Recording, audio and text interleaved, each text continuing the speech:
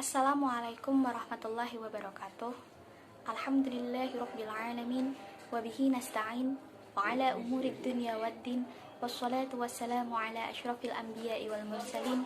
Wa ala alihi wa sahbihi ajma'in. Amma ba'du. Pada kesempatan kali ini, saya akan mempresentasikan hasil makalah yang telah saya buat dengan judul Pendidikan Anti Korupsi dan Upaya Pemberantasan Korupsi dalam Perspektif Islam. Sebelumnya, izinkan saya memperkenalkan diri terlebih dahulu. Perkenalkan, nama saya Nabila Putri Aulia dengan NIM 079 dari kelas PTRA. Aspek-aspek yang akan saya bahas di dalam presentasi kali ini adalah pengertian dari korupsi, jenis-jenis korupsi menurut Islam, serta upaya pemberantasannya dalam perspektif Islam. Pembahasan yang pertama adalah pengertian dari korupsi. Sebenarnya korupsi itu apa sih? Korupsi berasal dari bahasa Latin, yaitu corruptio atau corruptus. Arti dari corruptio atau corruptus ini yaitu antara lain seperti kebusukan, keburukan, kebejatan, ketidakjujuran, dapat disuap, tidak bermoral, penyimpangan dari kesucian, serta kata-kata atau ucapan yang menghina atau memfitnah. Korupsi ini juga diartikan menurut Kamus Besar Bahasa Indonesia sebagai penyelewengan atau penyalahgunaan uang negara untuk keuntungan pribadi atau golongan. Kasus korupsi ini juga diatur lebih lanjut dalam Undang-Undang Nomor 31 Tahun 1999 mengenai pemberantasan tindak pidana korupsi. Sedangkan menurut Islam, korupsi sendiri diartikan sebagai praktik kecurangan dalam transaksi antar manusia atau dalam bahasa Arabnya disebut dengan rishwah yang artinya suap.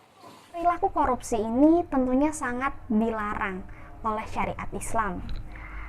Hal ini juga telah dikemukakan oleh Allah Subhanahu wa Ta'ala melalui dalilnya dalam surah Al-Baqarah ayat 188 yang berbunyi wala ta'kulu amwalakum bainakum bil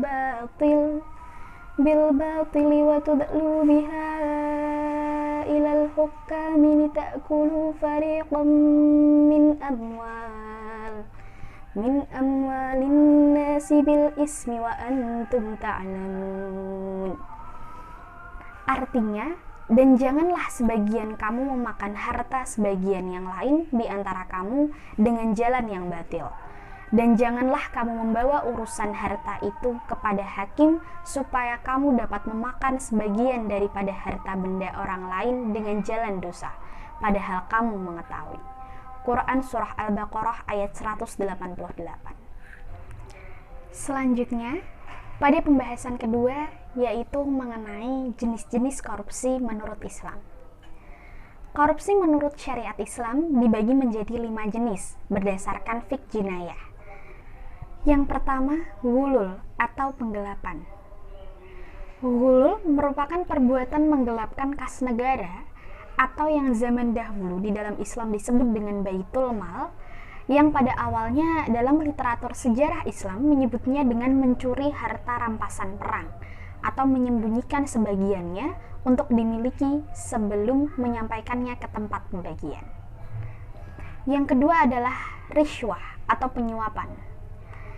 Rishwah merupakan bagian dari tindak pidana korupsi yang berkaitan dengan suap menyuap kepada seseorang yang memiliki kekuasaan atau wewenang agar tujuannya dapat tercapai atau memudahkan kepada tujuan dari orang lain yang menyuapnya tersebut.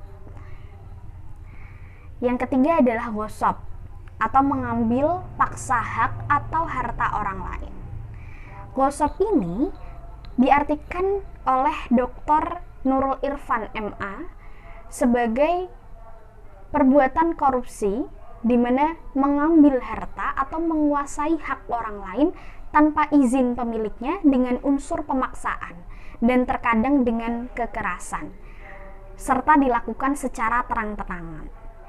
Jadi karena adanya unsur terang-terangan ini, maka ghosab ini berbeda dengan pencurian, di mana salah satu unsurnya adalah pengambilan barang secara sembunyi-sembunyi atau diam-diam. Yang keempat, yaitu ada khianat atau pengkhianatan. Menurut ahli Al-Syaukani, khianat ini didefinisikan sebagai seseorang yang diberi kepercayaan untuk merawat atau mengurus sesuatu barang dengan akad sewa-menyewa dan titipan, tetapi sesuatu itu diambil dan orang tersebut mengaku jika barang itu hilang atau dia mengingkari barang sewaan tersebut yang ada padanya. Nah, maka dari itu, mayoritas ulama lebih cenderung mengkategorikan korupsi sebagai tindak pengkhianatan karena pelakunya adalah orang yang dipercayakan untuk mengelola harta kas negara. Yang kelima adalah al-maksu atau pungutan liar.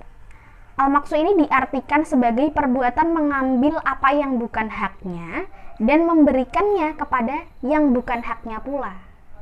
Perbuatan ini biasanya terjadi ketika seseorang akan mengurus sesuatu, kemudian dibebankan sejumlah bayaran oleh pelaku pemungut liar dengan tanpa kerelaan dari orang yang dipungutnya.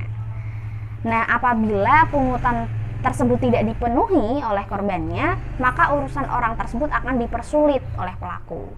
Maka dari itu, perbuatan ini dikatakan sebagai perbuatan yang zalim karena mempersulit orang lain.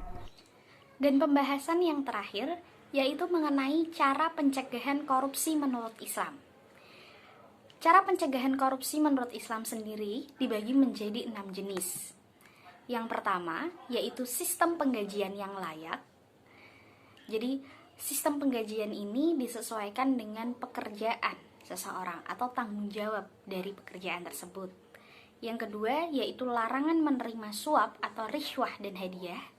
Yang ketiga perhitungan kekayaan. Yang keempat yaitu keteladanan pemimpin. Yang kelima hukuman setimpal bagi para koruptor.